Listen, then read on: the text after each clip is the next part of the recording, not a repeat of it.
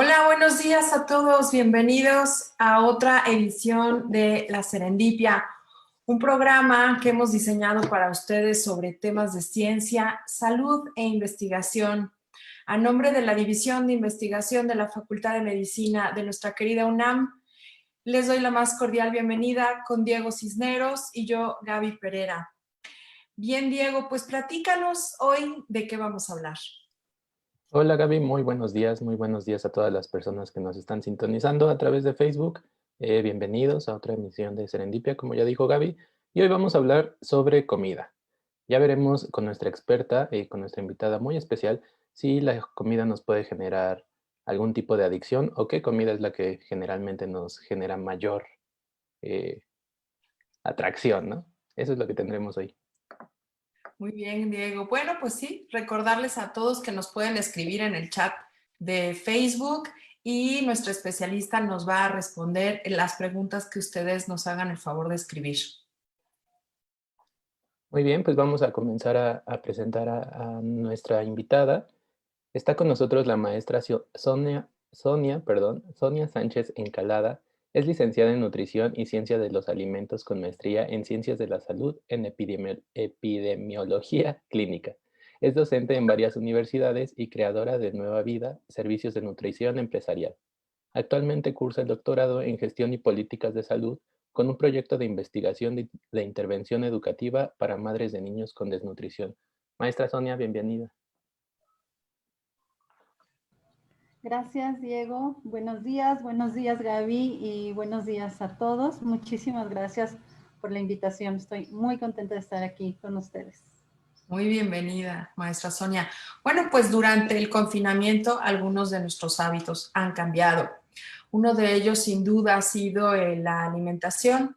Debido al sedentarismo, la falta de actividad física y trastornos como la ansiedad, todos ellos han provocado alguna situación en la que nos hemos sentido extraños en estos últimos meses ya. Pero, ¿qué tanto es necesario ahora que hemos tenido que cambiar tanto nuestro estilo de vida como nuestro estilo de comer? ¿Y qué tan necesario es este balance alimentario? ¿Cuántos de ustedes han comenzado a comer en la mañana y se dan cuenta que no han podido parar en todo el día o simplemente siguen sintiendo apetito? Bueno, doctora, platíquenos. ¿Comer genera adicción? Gaby, es un tema muy interesante el que eligieron para este programa de Serendipia, porque dijiste bien, muchos hábitos han cambiado durante el confinamiento, tanto en niños como en adultos. Y esto ha generado distintos patrones de comportamiento. En la adicción a la comida como tal se le ha denominado adicciones comportamentales, es decir, de comportamiento. Y no es tanto una adicción eh, que se tiene al consumo de una sustancia química, pero sí tiene un patrón similar en cuanto a las sensaciones que provoca. La adicción comportamental hacia la comida, porque hay varias adicciones comportamentales, pero una de ellas es hacia la comida, y lo que hace es que a través de la boca se estimulan las papilas gustativas por determinados sabores, y esto hace que se estimule el sistema nervioso central. El cerebro va a liberar ciertas hormonas que se relacionan al placer, como la dopamina, la serotonina, la oxitocina, y esto hace que las personas tengan ganas de volver a experimentar esta sensación de placer, causando un hábito. Y estos hábitos, cuando están fuera de control, cuando ya se vuelven hábitos de manera impulsiva o compulsiva y ya no están bajo el control del individuo, es cuando se puede decir que hay una adicción al comportamiento de comer.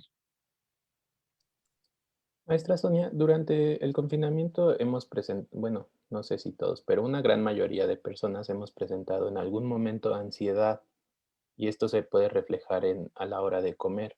¿La ansiedad por comer puede ser controlable? Pues esta es una pregunta súper interesante, Diego, porque es uno de los factores que se asocia a las personas que pueden desarrollar esta adicción al comer.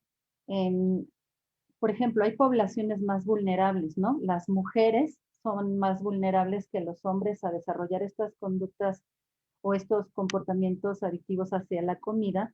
Y uno de los factores que se asocia es la depresión, la ansiedad, por tratar de desarrollar esta sensación de placer que se necesita. Entonces, ahí necesitaríamos de hablar como de varios tipos de acciones que debemos considerar para poder disminuir la ansiedad y también, por lo tanto, no provocar mayor impulsividad o compulsión a ciertos alimentos. Ahora, ¿de qué manera pudiéramos tratar esta ansiedad? Pues incluso es la que también más se recomienda para cualquier tipo de adicción, ya sea de sustancias o de comportamientos. Una de ellas muy importante es la actividad física.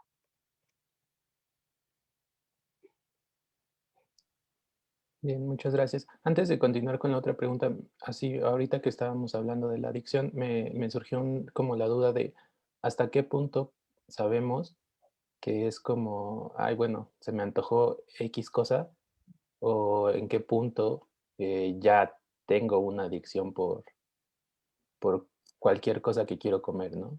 Sí, ¿Cuál es la línea que no debemos cruzar, por así decirlo? así es, Diego, así es. Pues mira, siempre es muy importante poder acercarse o es necesario acercarse a profesionales de la salud. Eh, cualquier, cualquier tratamiento de adicciones, incluso de comportamientos, es necesario que se contemple bajo un equipo multidisciplinario. Nosotros no podemos determinar así si tengo o no tengo una adicción como tal a la comida, si no voy antes con un profesional de la salud y este equipo tiene que ser multidisciplinario, o sea, necesariamente involucra al médico, al nutriólogo, psicólogo y en muchas ocasiones a un psiquiatra, porque hay instrumentos que ya se han validado en cuanto a poder diagnosticar o al menos que se sigan ciertos criterios para poder diagnosticar una real adicción a la comida. Entonces, sí es importante tratarlo bajo profesionales para que se le pueda dar el tratamiento correcto. Muy bien. Sony, y cuando una persona ya está diagnosticada, o sea, fue con este grupo multidisciplinario o se asume así, sabe que tiene un problema con su forma de comer, ¿puede hacer alguna sustitución? Es decir, ¿podría esta ansiedad que lo lleva a comer de esta forma compulsiva, la puede sustituir con otra actividad? ¿Es posible? Eh, sí, Gaby, bueno, es más bien ahí ya parte como del control y del tratamiento y enfocarlo hacia circunstancias o factores positivos. Por ejemplo, en algunas personas, desde el punto de vista de la nutrición, del tratamiento de nutrición, lo que funciona es retirar estos alimentos que les causan cierta compulsión o que no los pueden controlar, se les retira de la alimentación para no ponerlos en riesgo. Entonces se pueden sustituir por otros alimentos o por un menú diferente para que no se origine esta ansiedad por comer, ¿no? Entonces esto es desde el punto de vista de nutrición. Desde el punto de vista hábitos podemos ir fomentando un estilo de vida a través de la actividad física y necesariamente será muy, muy importante pues hacer consciente a la persona de conseguir también apoyo psicológico. Muchas gracias. Maestra Sonia, ahorita nos comentaba que las mujeres sufren un poco más, eh, pues sí, de esta adicción a la comida, pero ¿esto por qué sucede? Porque las mujeres son las que principalmente están, no sé, preparando los alimentos, o tiene que ver más bien con que las mujeres justo son las que están mayormente diagnosticadas con trastornos mentales, ¿A qué se debe que las mujeres crean mayor adicción a la comida? Pues hay como mucha controversia en la comunidad científica, Diego, acerca del cómo, incluso hay gente que está como de acuerdo en llamarla adicción a la comida y otras no, otras dicen que es meramente comportamientos impulsivos, pero aún no está establecido el por qué las mujeres desarrollen más este tipo de trastornos, si les podemos llamar así, pero sí está reportado que hay más mujeres que hombres que desarrollan esta impulsividad, más no quiere decir que los hombres queden fuera, ¿eh? Quizá lo que pase es que las mujeres reportan más este tipo de comportamientos y entonces los sabemos y los hombres quizá no lo reportan tanto, pero sí lo viven. Y es importante aclarar que un comportamiento adictivo es un hábito del cual ya la persona no tiene control, o sea, no puedes parar. Eso es importantísimo. Cuando medio puedes controlar tus acciones, entonces a lo mejor ahí estás en una etapa muy leve o a lo mejor no es una adicción como tal o un comportamiento impulsivo. Pero cuando ya no se puede detener, ya no se puede parar, entonces sí es un comportamiento de cuidado porque genera muchas consecuencias, sobre todo a la salud, ¿no? Como cualquier comportamiento adictivo o impulsivo genera consecuencias negativas. Y aquí, a pesar de que el individuo pueda saber que le está afectando, no puede parar. Sí, sí es. Doctora, ¿qué le parece si nos presenta alguna información sobre los efectos de estas formas de comer compulsivamente o los efectos, las enfermedades más claras en donde nos vemos afectadas las personas que podemos presentar la forma de comer compulsivamente? Sí, Gaby, pues mira, una de las consecuencias del comer compulsivamente es el peligro a desarrollar obesidad. Y la obesidad es un factor de riesgo, un factor clave para desarrollar también enfermedades crónicas no transmisibles, como son la diabetes o las enfermedades cardiovasculares. Aquí en esta figura, en esta pantalla, lo que estamos observando es precisamente uno de los efectos que hemos observado en la población mexicana y que son datos que nos proporciona la ENSANUD 2018-2019, muy interesantes porque nos dice qué está pasando con la salud de la población y la nutrición. Entonces voy a esperar un ratitito, pero mientras quisiera platicar que algo es muy importante, o sea, mientras está la pantalla, es importante aquí decir, no todas las personas que tienen compulsión a comer, al hábito de comer en exceso, no todas las personas van a desarrollar obesidad. Pero al momento de estar tratando obesidad en una persona, sí es indispensable buscar siempre qué tanto puede ser un factor de compulsión o de adicción a la comida. Porque una de las consecuencias del comer compulsivamente es desarrollar trastornos de la conducta alimentaria, como son anorexia, bulimia, el comer compulsivamente, y esto puede desarrollar obesidad. Entonces, la obesidad puede ser factor para diabetes, como observamos en esta lámina, y aquí observamos como población de mexicana de 20 años y más, desde el 2012 hasta el 2018 ha crecido en cuanto a diabetes. El porcentaje de la población, fíjense que en 2012 había 6.4 millones de personas con diabetes y ahora en el 2018, hasta el 2018, se habían reportado 8.6 millones de personas adultas con diabetes, lo que significa que va creciendo el riesgo de la enfermedad. Ahora, otra enfermedad crónica no transmisible son las enfermedades cardiovasculares. Y si pasamos la siguiente, Gaby, por favor, esta es la hipertensión.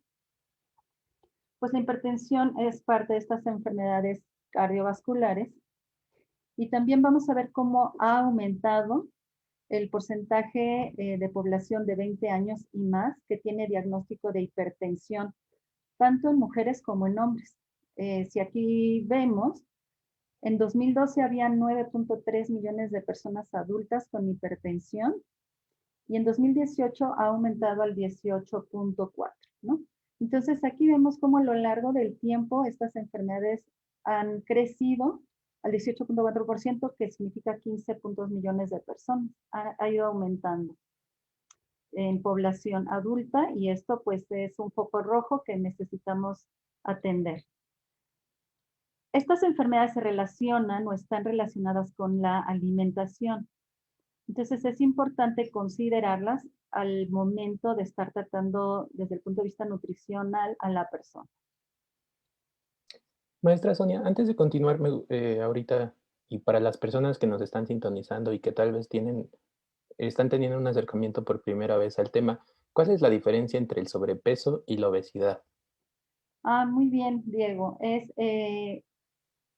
Nosotros podemos determinar sobrepeso y obesidad o peso normal o incluso bajo peso mediante un indicador que es el índice de masa corporal. Y el índice de masa corporal lo que va a medir es, o va a relacionar es peso con tu estatura, ¿no? Entonces, relaciona tu peso actual con respecto a la estatura y esto a la hora de hacer un cálculo matemático, los resultados los podemos encontrar en clasificación de una tabla como bajo peso o peso normal o sobrepeso y obesidad. Entonces, sobrepeso se refiere a cuando una persona tiene un 10% más sobre su peso normal. Ajá. Y obesidad es más allá del 10% y se va a clasificar en varios grados. De acuerdo al índice de masa corporal se clasifica desde obesidad tipo 1 hasta obesidad tipo 4.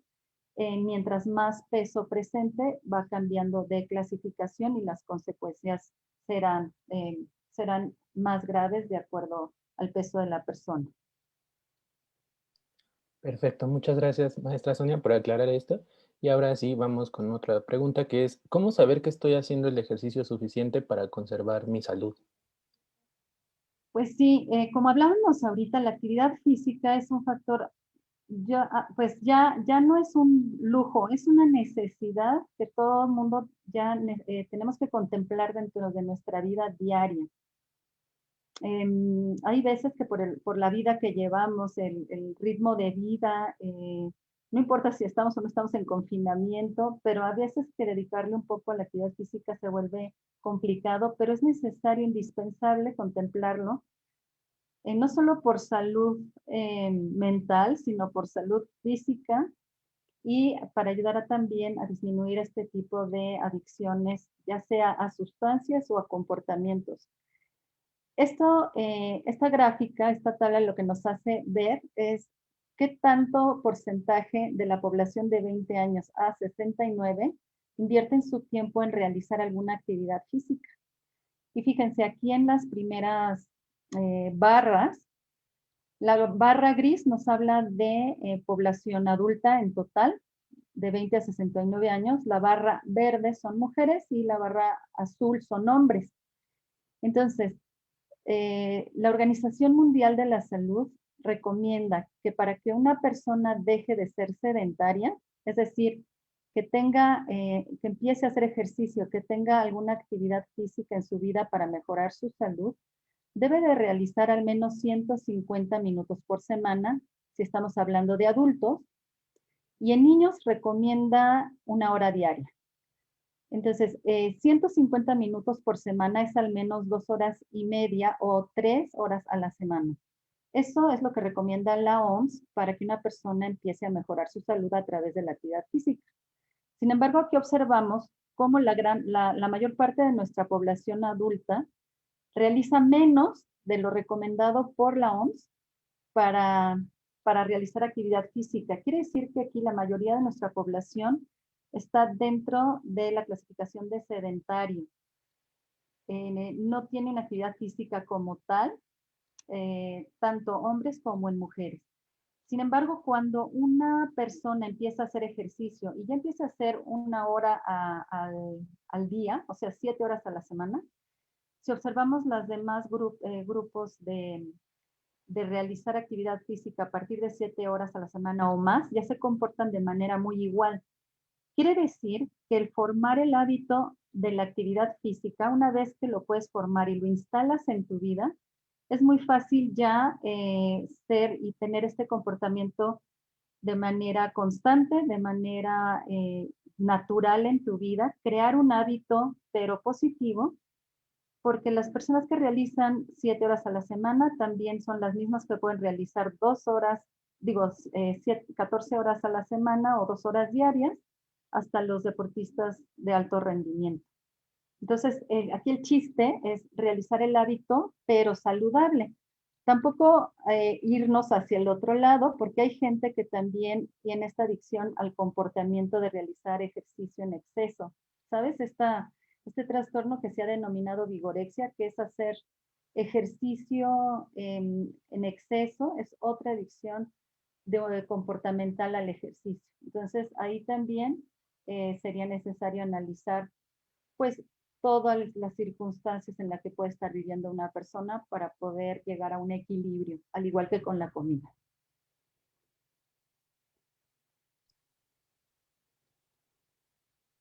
¿Está silenciada, Gaby? Gracias, Diego. Sí, decía que qué importante es crearnos el hábito también del ejercicio y saber que si comenzamos a hacerlo a los 28 días ya es un hábito y podemos tener una alternativa aún en el confinamiento. Sí, Gaby.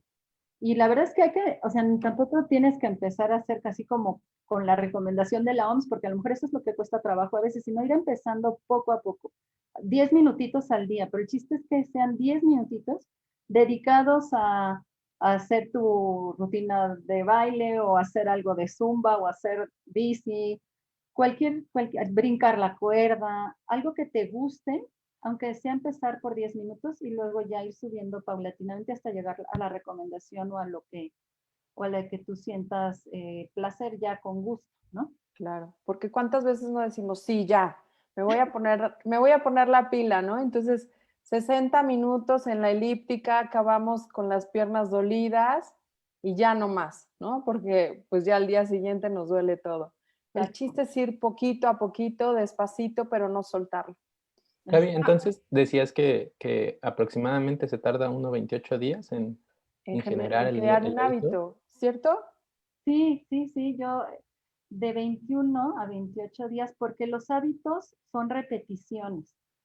Entonces, mientras más repitas algo, o sea, si lo repetimos, se ha estandarizado como de 21 a 28 días, ¿no? Que repitiendo algo durante 21 a 28 días ya empiezas a crear el hábito. Sin embargo, en algunas cosas puede ser que tardes más, pero al menos 21 a 28 días ya lo empiezas a vivir de manera natural, ya no te cuesta trabajo, ya lo empiezas como a ser parte de tu vida y obviar.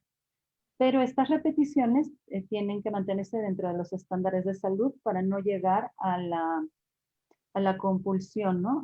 Al extremo, como pueden ser ya las adicciones comportamentales. Sí, así es. Podría parecer paradójico el hecho de que México sea un país que tiene muchas alternativas gastronómicas, ¿no?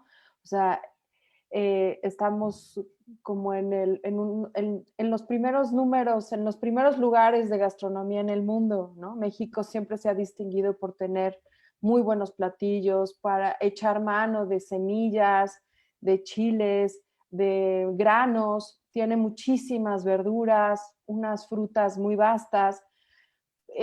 ¿Cómo es que hemos llegado a estos niveles pues de riesgo en nuestra salud, en nuestra forma de comer, teniendo tantas alternativas para poder tener sustitutos de azúcares, por ejemplo, y no solamente basarnos en el azúcar blanca procesada, tener muchas frutas que tienen buenos niveles de glucosa?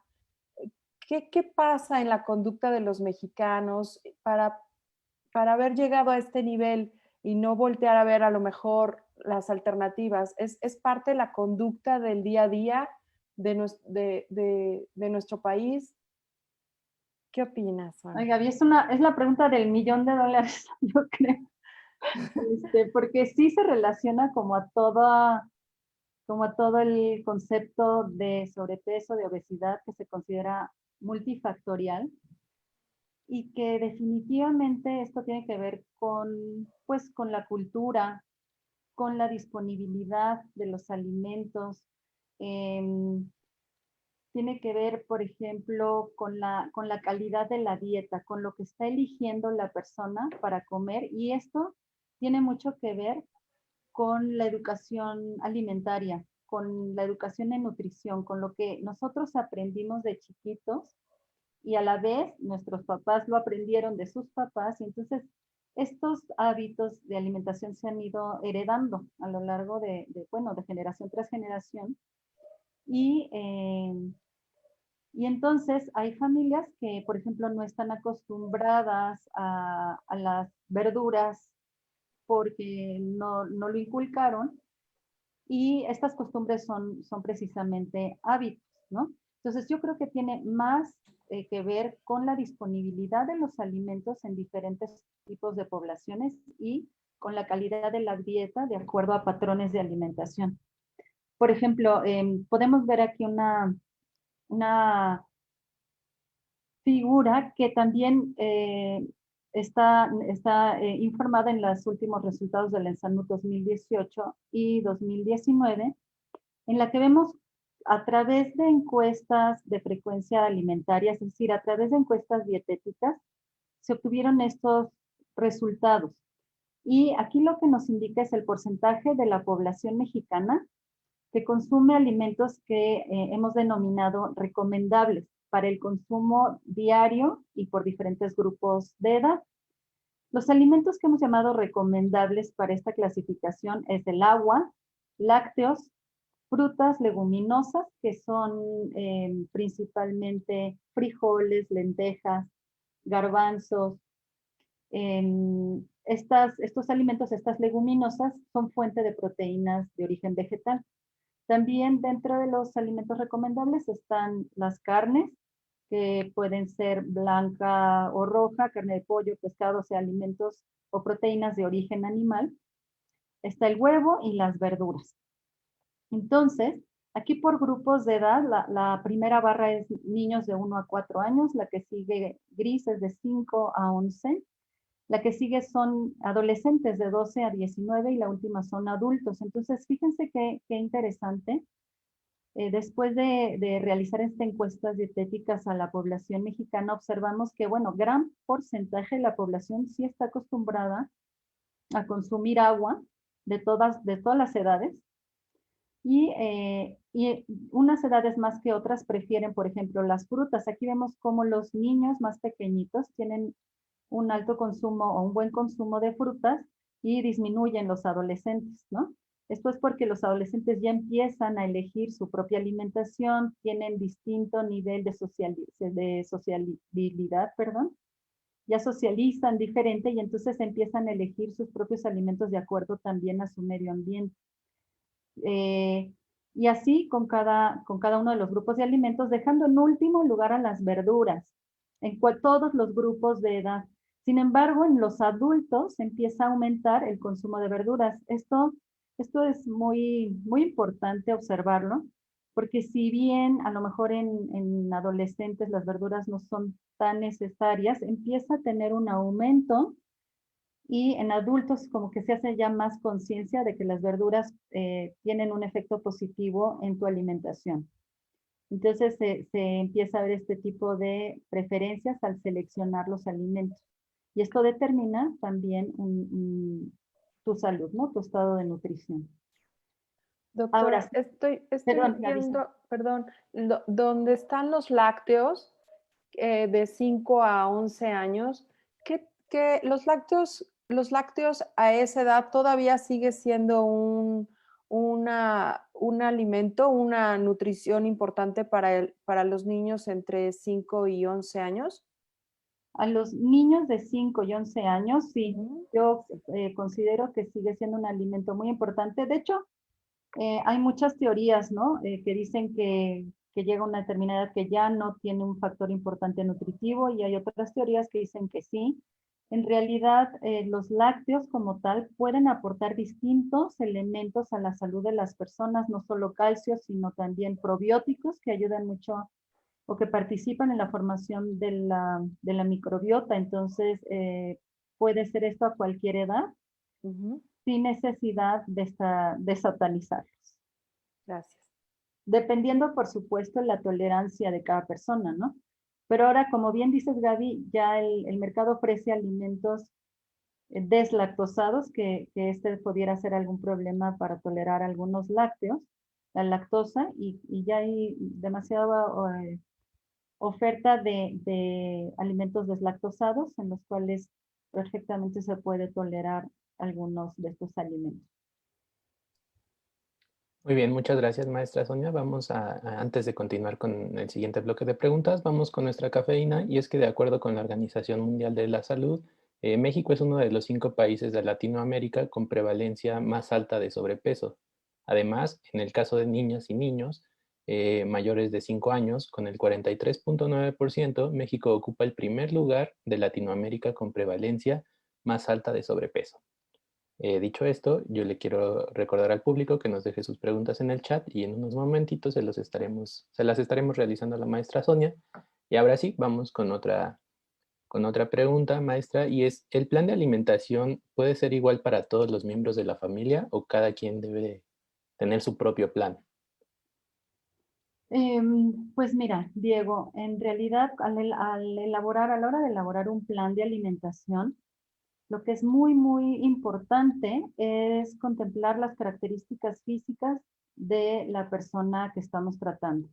Todas las características que quiere decir el peso, la estatura, la edad, para podernos dirigir y hacer un plan de alimentación individual dirigido exclusivamente a esa persona. Pero definitivamente involucramos a la familia, porque no se trata de poner en jaque a la familia o de hacer 2 o 3 menús diferentes, porque eso se vuelve entonces algo que no es práctico y que nadie va a seguir. Entonces, el chiste es involucrar a la familia también a un estilo de vida, a una alimentación saludable, para que precisamente sí pueda funcionar un plan a un individuo, pero también extenderlo a la familia. Entonces, se elaboran planes de nutrición familiares también, cuidando las necesidades específicas de cada persona. Sí, o sea, la respuesta es sí, es familiar, pero cuidando las necesidades individuales de cada integrante. Y fíjate que aquí ahorita Gaby nos proyectaba esta figura del porcentaje de sobrepeso y obesidad que mencionabas ahorita en la cafeína. Es muy importante tenerlo consciente también qué está pasando con el sobrepeso y la obesidad en la población adulta, en este caso, de nuestro país. Fíjense que aquí en población de 20 años y más, desde el 2012 hasta el 2018 ha ido incrementando, factor que también pues es importante no dejarlo de lado y seguir atendiendo, ¿no? Fíjense, tanto en mujeres como en hombres ha aumentado el porcentaje de sobrepeso y obesidad de alguna manera. Hay veces o probablemente muchas de las personas que tenían sobrepeso ya pasaron a la clasificación de obesidad, ¿no? Entonces esto se puede ir moviendo de esta manera y es necesario pues contemplar el tratamiento de esta patología, de esta enfermedad que es la obesidad, de manera actual y de manera conjunta, como mencionábamos al principio. Y eso, ¿no? Supongo que en 2030 estas cifras van a reflejar que las personas que ya tienen obesidad van a tener obesidad con hipertensión o obesidad con diabetes, ¿no? Así es, Diego. Tiende a subir. Las proyecciones que se han hecho es que se sigue aumentando. Y estos problemas de nutrición como la obesidad, entre algunas otras formas de malnutrición, pues impactan definitivamente en la salud del país, ¿no? O sea, la población cuando está enferma, pues un país deja de ser productivo, tanto por problemas físicos como por problemas emocionales, como ya vimos que este problema también está vinculado necesariamente a las emociones y a la salud mental de las personas. Entonces, mientras más atención pongamos en mejorar la malnutrición, pues tendremos un país más productivo y impacta también definitivamente sobre la paz, tanto el país como incluso la paz mundial. Y esto, bueno, esto está reportado en el Informe Mundial de la Nutrición del 2018. Ay, qué importante, qué importante. Yo creo que muchas personas que nos pueden escuchar se pueden preguntar, bueno, ¿y qué otro pasito puedo dar? Además, mis 10 minutos de hacer ejercicio, a lo mejor pensar en hacer sustituciones de algunos alimentos. Y cuando van al súper o cuando están haciendo el súper virtual, eh, ¿cómo saber leer estas etiquetas? ¿Cómo, ¿Cómo podemos aprender a leerlas? ¿En qué nos Sí, tenemos que fijar? pues ahora, Gaby, con el nuevo etiquetado, es un poco más sencillo de leer las etiquetas porque ya estas figuras de color negro ya nos ayudan a ver rápidamente si un alimento es alto o no es alto en calorías, en azúcares o en grasas, que son principalmente pues, los alimentos que hay que cuidar para no exagerar en su consumo y no tener unas consecuencias negativas a la salud. Entonces, lo que yo siempre digo es que hay que fijarse en justo en esta manera, en el nuevo etiquetado, pues ya te fijas si un producto, por ejemplo, no sé, una bolsa de, ¿qué les gusta? De cualquier alimento, puede ser a lo mejor una caja de cereal dice alto en calorías, que quiere decir alto en cantidad de energía, pero no, o sea, eso quiere decir que todo el paquete puede tener un alto contenido de calorías, pero que si yo me como una porción, no necesariamente estoy teniendo un alto contenido de calorías. Aquí importa mucho la cantidad que podamos estar comiendo del alimento.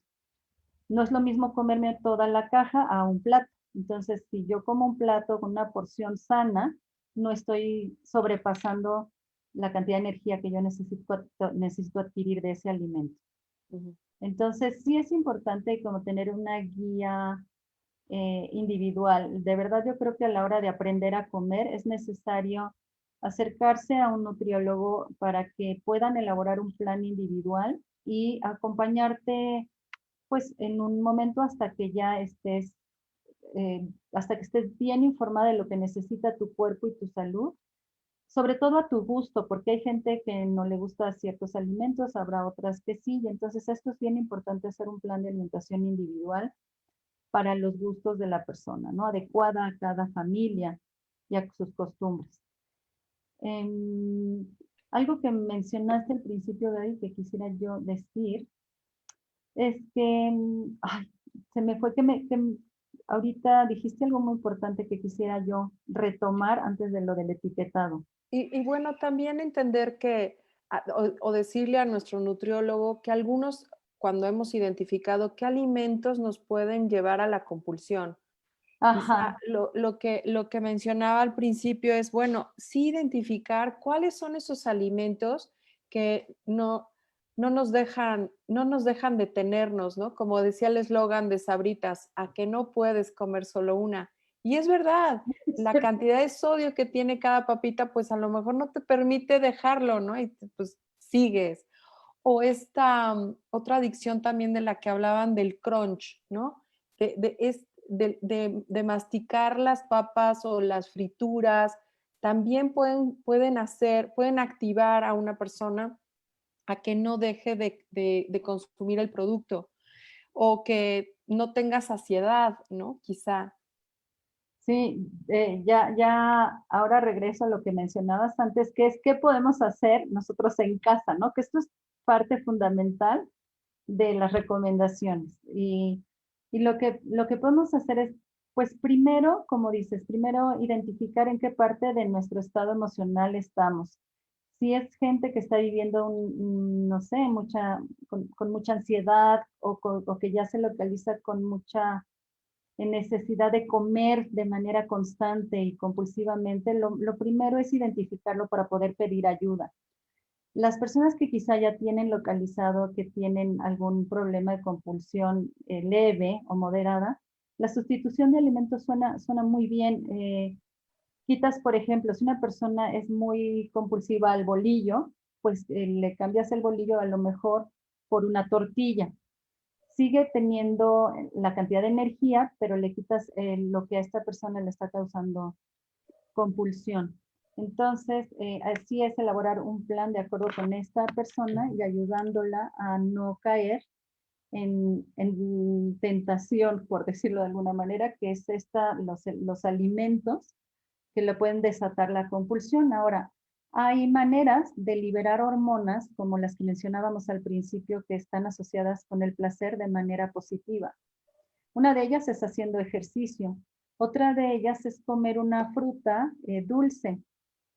Una, por supuesto, para que no caigamos en un exceso, pero este saborcito de la fruta dulce nos puede ayudar. Otra es recibir un poco de luz solar, por supuesto, con sus precauciones debidas, pero todo esto ayuda a mejorar la sensación de bienestar a nivel orgánico. Gracias. Muy bien, muchas gracias, maestra Sonia. Y para que no nos gane el tiempo, así en concreto, ¿qué recomendaciones le podríamos dar a nuestro público?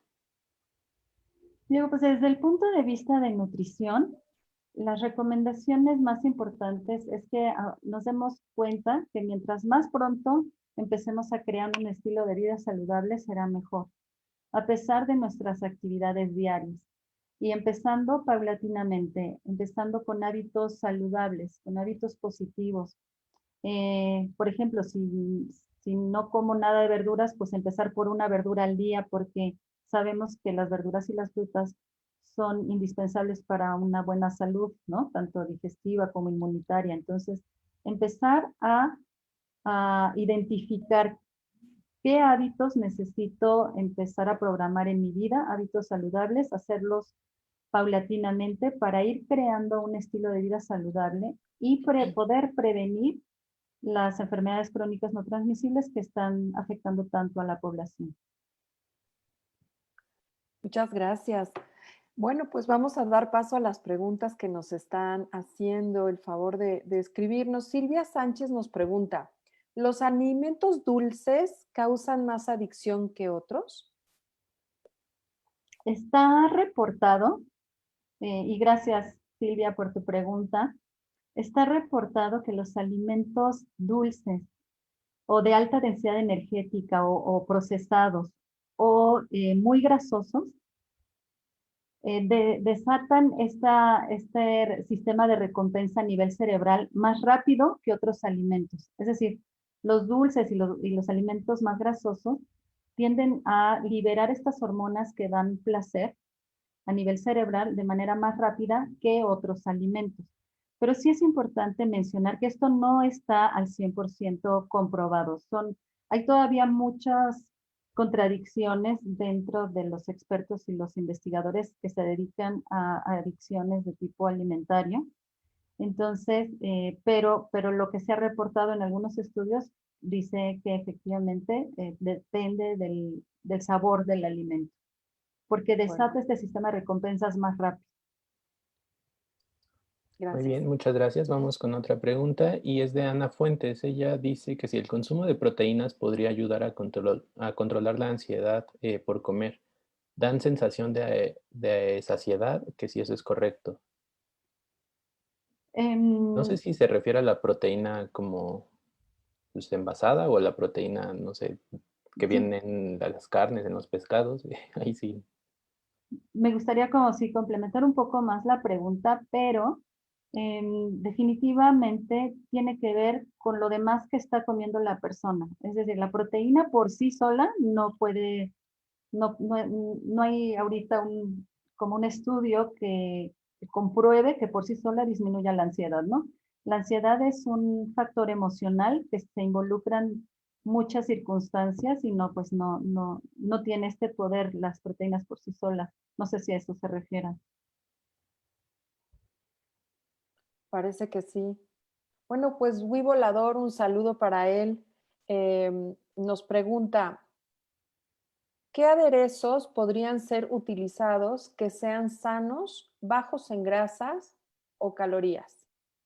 ¿Qué aderezos para las ensaladas, me imagino, no? Sí, yo me imagino, o aderezos o para a lo mejor un gravy con una Ajá. carne, algún tipo de sazonador también, aprovechando. Qué, qué bonito. aprove- Pues sí.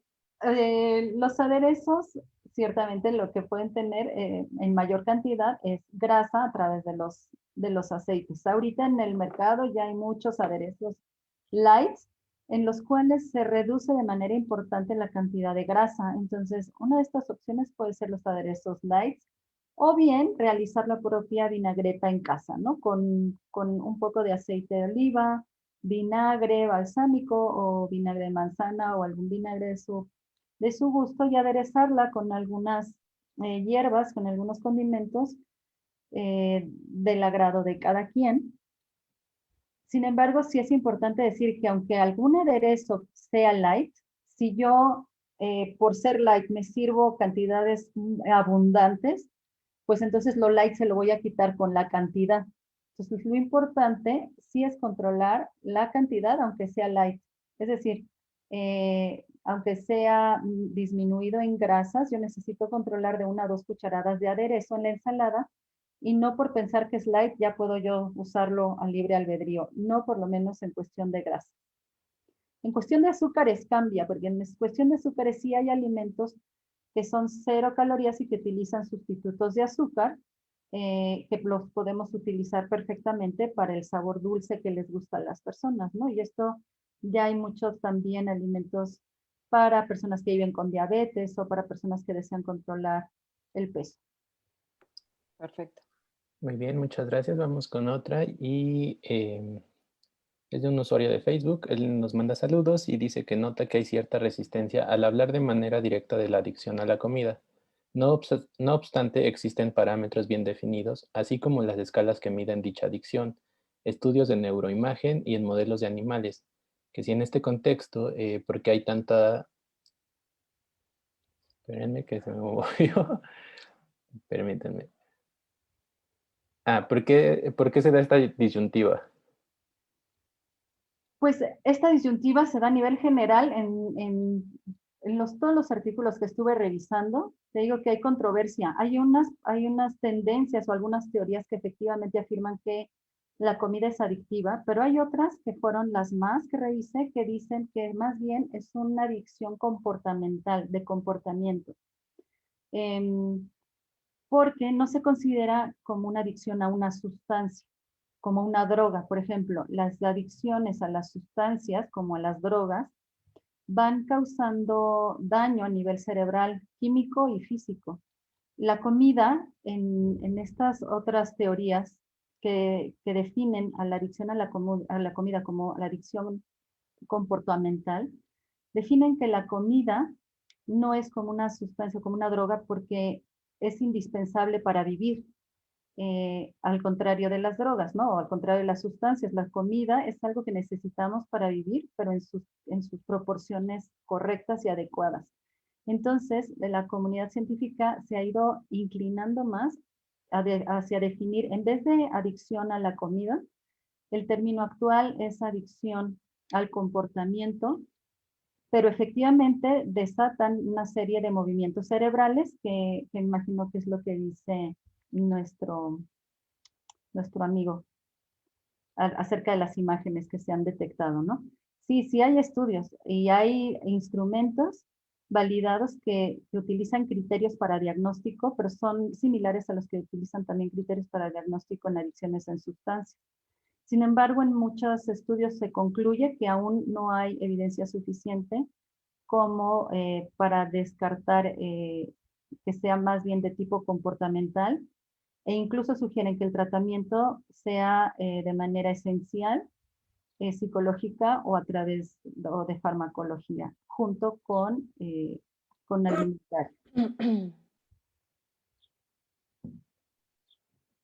Muchas gracias. Pues sí, leyendo lo que nos comparte, quizá se refiere a esta resistencia de hablar, quizá pues de que efectivamente en México tenemos esta forma de comer que no es necesariamente que no es claramente nuestra mejor alternativa, ¿no? Y tener más espacios como este para poder hablarlo, para poder quizá platicar solamente de los azúcares, ¿no? O solamente de los carbohidratos, cómo poder tener estas alternativas. Si ya bien algunos sabores nos recuerdan a nuestra infancia o a nuestros primeros años y tienen una carga emotiva que nos hace acudir siempre a ese sabor, a recordar bueno, ¿quién no habla de la abuelita, no? Mi abuelita lo preparaba así, yo por eso lo preparo así, ¿no? Porque nos hace recordar y tiene para nosotros un sentido familiar también algunos sabores.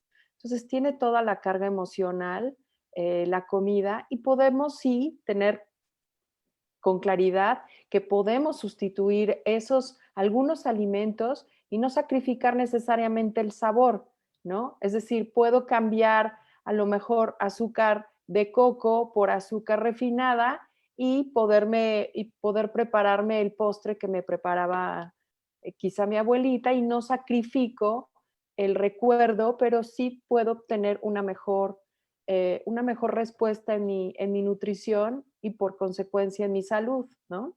También Gaby nos pregunta, Déjame perdón. nada más tantitito completar lo que nos decías que es indispensable. Es que probablemente también esta necesidad por el azúcar sea física, ¿no? También hay estudios que han reportado que hay una necesidad fisiológica muy relacionada a hormonas, a los periodos hormonales, sobre todo en las mujeres, en los cuales se desea más el azúcar o los hidratos de carbono. Entonces, también se puede asociar como una deficiencia nutricia o relacionada con las hormonas, y que en ese momento nuestro cuerpo esté pidiendo algo que puede encontrar en eso. También en cuanto a energía, por ejemplo, las personas que tienen anorexia o que hayan desarrollado algún trastorno, les da a veces también muchas ganas de comer dulce.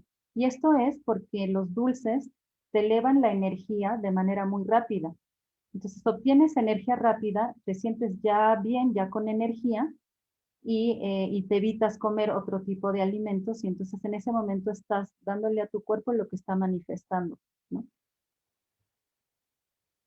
Claro, qué importante es poder asistir con un especialista, y les recuerdo que al final de la transmisión van a venir los datos de la doctora Sonia para que quien así lo decida la pueda contactar.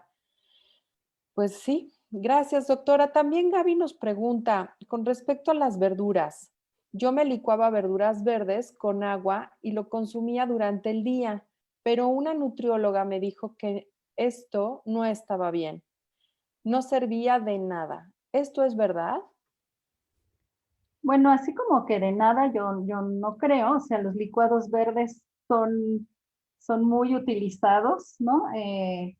Pues para poder empezar a estimular todo el metabolismo.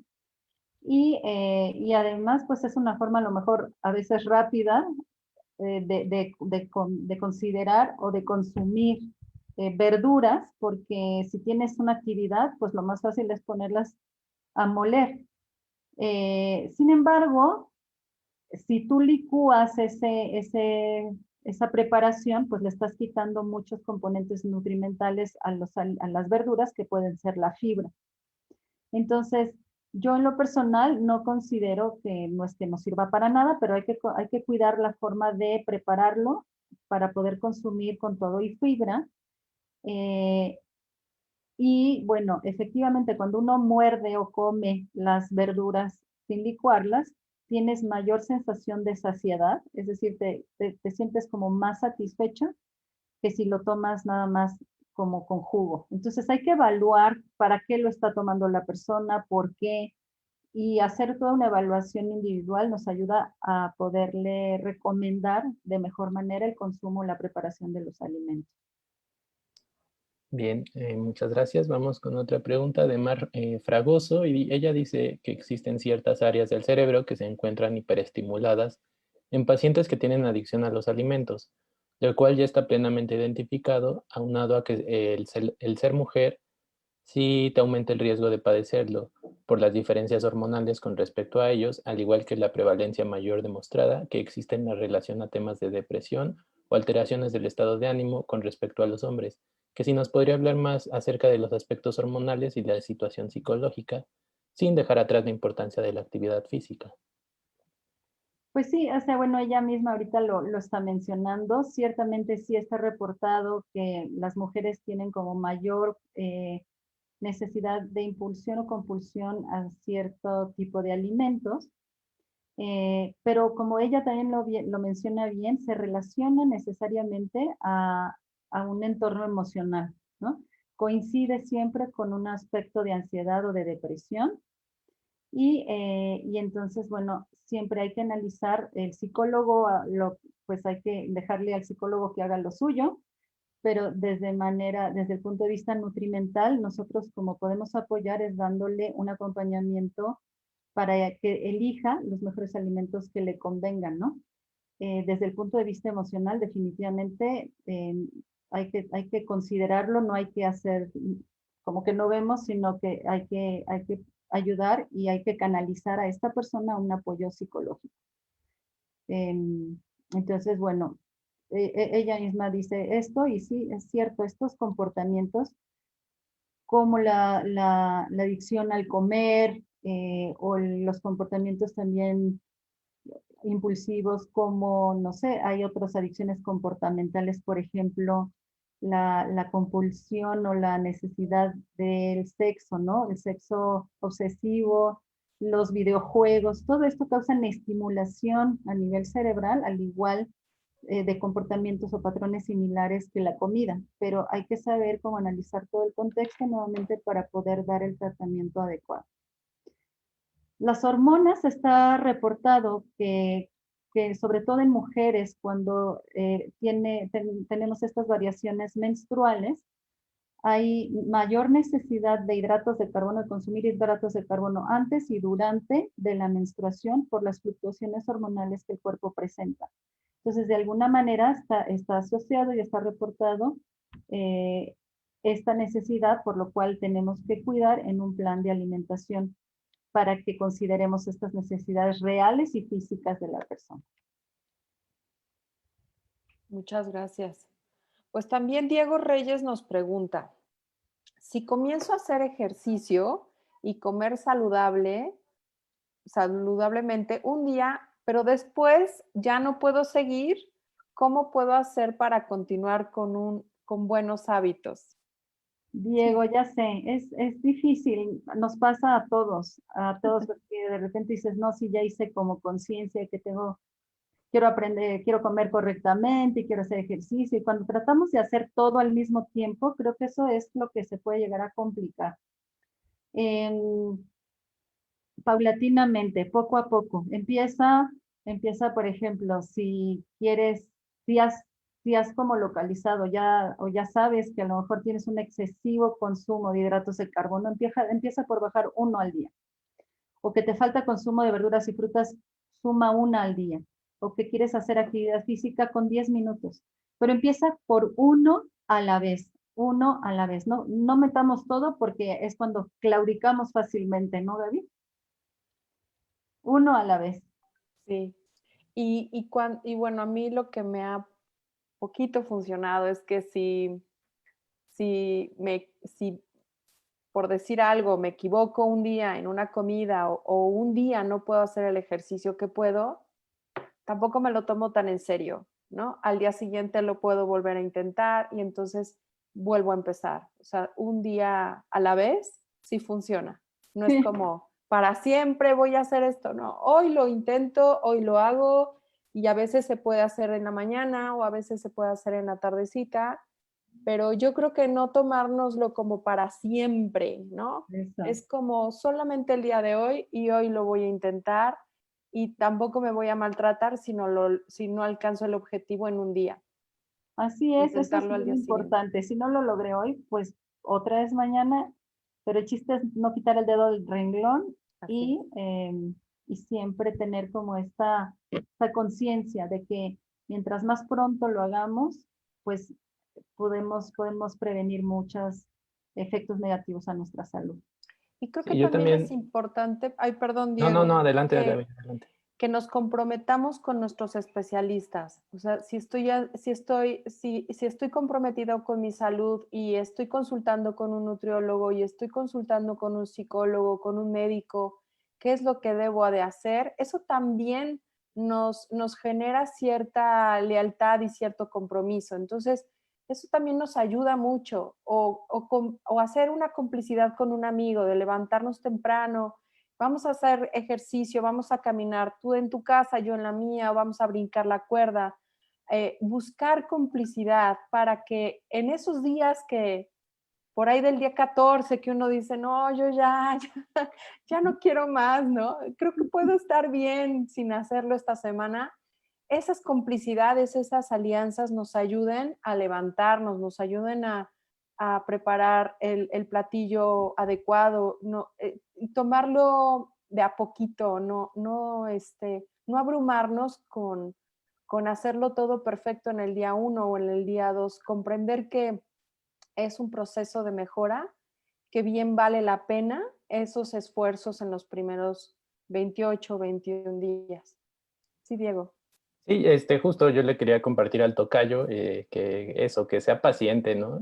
Como ya ustedes lo han dicho, es un proceso, como lo acaba de decir Gaby, es un proceso, es un cambio importante y no se hace de un día para el otro. Justo eso, ¿no? Que sea paciente y que, no sé, por ejemplo, mucho de lo que pasa con las personas jóvenes, o por lo menos de mi edad que yo puedo ver, es que hay como muchas cosas en redes sociales y de pronto las personas de nuestra edad se obsesionan con eso, ¿no? Con el tener unos cuerpazos así súper atléticos y una alimentación súper estricta y no, o sea, tampoco depende de eso, o sea, más bien que no se dejen llevar justo por esos estereotipos, cada quien tiene sus objetivos, cada quien tiene sus avances y eso, siendo paciente y constante, pues lo va a lograr y como dicen, ¿no? Un día a la vez es importante. Entonces, pues sí, échele ganas, tocayo, si se puede, y si no, al día siguiente lo vuelve a intentar, ¿no? Sí, Y y además, ¿sabes qué? Me parece también súper importante que si, por ejemplo, en un momento del día, en una comida, no pudiste seguir tu plan, no pienses que por eso ya no vas a seguir todo el resto de tu día, ¿no? Decir, ay, no, no, ya, pues fallé en la comida, ahora ya fallo en la cena y fallo. No, o sea, retomas tu plan de alimentación. Si no pudiste lograr una comida, bueno, lo retomas igual para que tu cena sí lo logres y entonces no te tardes tanto en volver a empezar. Y qué importante se me hace lo que dices, Diego, de las redes, porque sí, hay muchos movimientos que definitivamente influyen en la gente joven y que pues eso puede hacer que no acudan a información adecuada, ¿no? O a información correcta. Tratan de copiar muchos estereotipos como tener los cuerpos megaatléticos, ¿no? O incluso ahorita está el otro lado de la moneda, que es la romantización de la obesidad, que en redes lo que se está manejando es que bueno, más allá de yo me acepto como soy y me gusta mi cuerpo, creo que ya se lleva a una exageración de tener algo en contra de la figura o del establecimiento saludable del índice de masa corporal. Y entonces ahora las personas con un índice de masa corporal ya clasificados como obesidad lo promueven como si fuera algo positivo.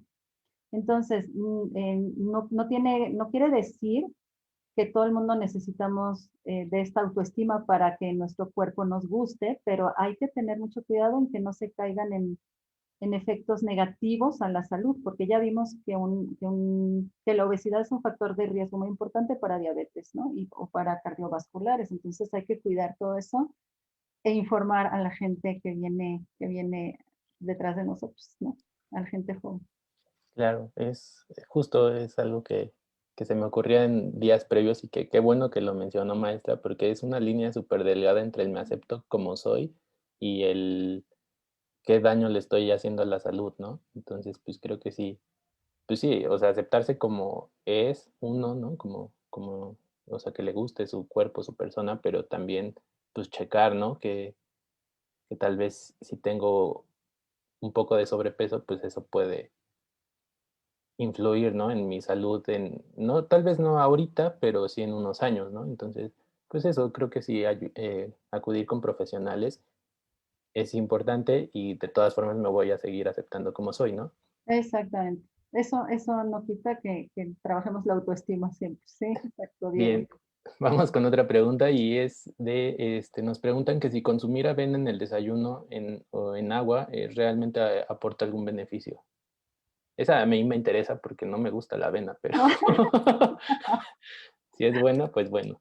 Pues a la gente que le gusta la avena, la verdad es que sí, a mí me cae muy bien la avena, es mi amiga. Entonces, pues es un cereal alto en fibra que ayuda a que desde la mañana empieces a tener una sensación de saciedad y que empiece tu metabolismo pues a funcionar y tu sistema digestivo también se vea, pues esté funcionando de manera saludable, ¿no? Porque es fibra, sin embargo, no es que a fuerza sea la avena, perfectamente se puede cambiar por otro tipo de cereal integral, como el salvado, como, no sé, como linaza, o sea, no es que sea la avena en particular, sino es el hecho de que la avena sea una fibra y que nos ayude desde la mañana. O sea, sí, definitivamente es importante. Ahora, se ha visto que la fibra de granos integrales o de cereales integrales ayuda a disminuir niveles de glucosa en sangre, niveles de colesterol, de grasas. Entonces, claro que es importante pues consumirla en sus cantidades adecuadas. Bueno, pues también seguimos con las dudas con los desayunos, porque nos pregunta Liz Rojas, doctora, ¿qué tan recomendable es consumir licuados de frutas o cereales y frutos como la avena y las nueces con leche de vaca? Yo me imagino que también, o sea, las frutas o verduras con avena y con alguna nuez Ajá. con leche de vaca. Un médico me comentaba que no era recomendable porque supuestamente en el estómago puede fermentar junto con la fruta, o sea, la leche. Me quedé con esa duda.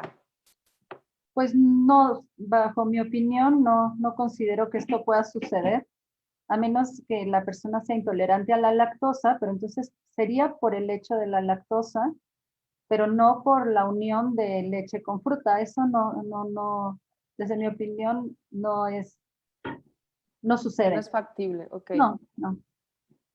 muy bien. Pues ya Bien, le contesto a Liz.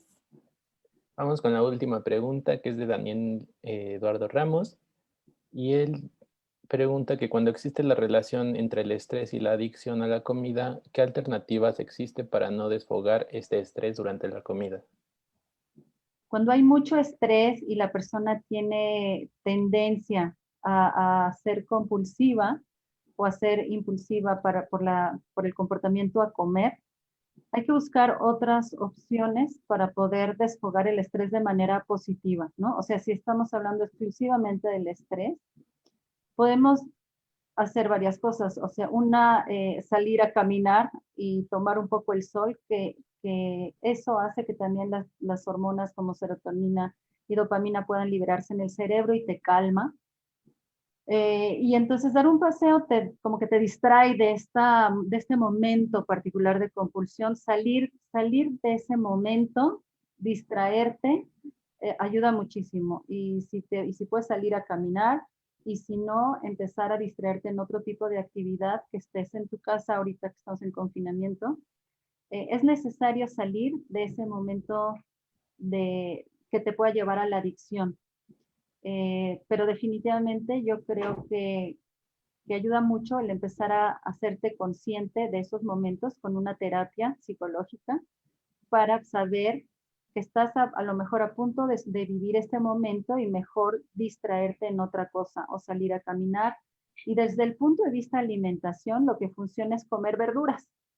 tener verduras listas a la mano, una ensalada preparada, verduras cocidas al vapor o alguna fruta, tener, se llaman alimentos de recompensa o de salvación, ¿no? Pero son alimentos saludables que en pocas cantidades nos pueden ayudar a pasar este momentito y por supuesto ya no seguir, no continuar.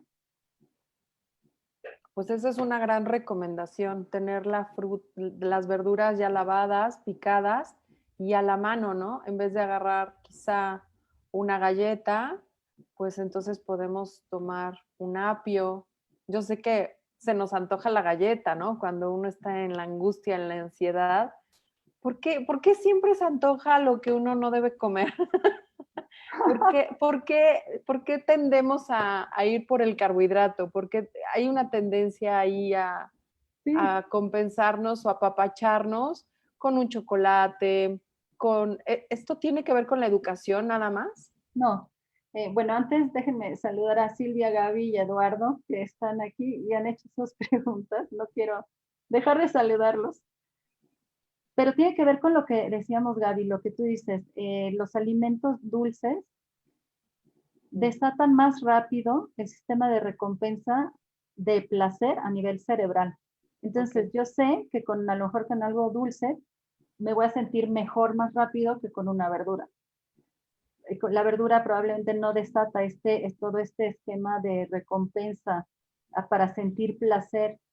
Entonces, mucho tiene que ver esto y que todavía pues no estamos como empezando a tener un tratamiento, una conciencia al respecto.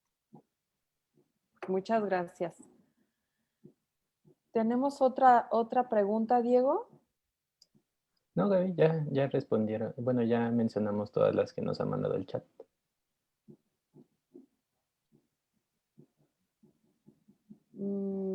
Creo que es algo de la ansiedad, ya está, ¿verdad? Fue lo que preguntaste tú. Sí. Sí, correcto. Bueno, pues muchísimas gracias. Ya nos extendimos mucho, doctora Sony, pero pues no sé si quiera decirnos algo a manera de cierre del programa.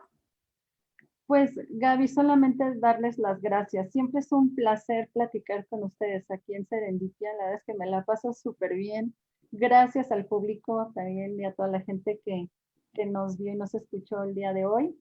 Y pues nada, manos a la obra. No es algo que no se pueda solucionar, tiene solución. Lo importante es tratarlo, es atenderlo, porque definitivamente te espera una mejor calidad de vida cuando lo hacemos. Por supuesto, apostarle a una mejor calidad de vida. Pues muchísimas gracias, hoy nos ha dejado mucho conocimiento y nos ha compartido muchísima información importante que podemos aplicar en nuestro día a día. Muchísimas gracias, maestra Sony, por haber participado en esta transmisión en vivo y bueno, por haber respondido todas las preguntas que nos hicieron. Les queremos recordar que nos den un me gusta en la página de Facebook de la División de Investigación de la Facultad de Medicina de la UNAM. Pues por mi parte ha sido todo y muchísimas gracias por esta edición. Diego. Gracias a ti, Gaby, gracias a la maestra Sonia. Me gustaría pedirle a la producción que nos pongan los datos de la maestra Sonia para quien guste contactarla. Ahí están apareciendo en pantalla. Y ahora sí van los anuncios parroquiales, que es, recuerden, seguir las recomendaciones, quedarse en casa, no se expongan, utilicen su cubrebocas, laven sus manos frecuentemente. Y a estas les vamos a sumar, aliméntense balanceadamente y hagan ejercicio. No tienen que matarse con el ejercicio, pueden empezar por lo básico, unas sentadillas abdominales, lagartijas, caminar. Algo sencillo, pero de verdad, su cuerpo se los va a agradecer. Nuevamente, gracias Gaby, gracias al equipo de comunicación social de la División de Investigación. Ya me trabé. Mi nombre es Diego y en nombre de la División de Investigación de la Facultad de Medicina de la UNAM les deseamos bienestar y salud y nos vemos el próximo jueves a las 11 de la mañana. Chao.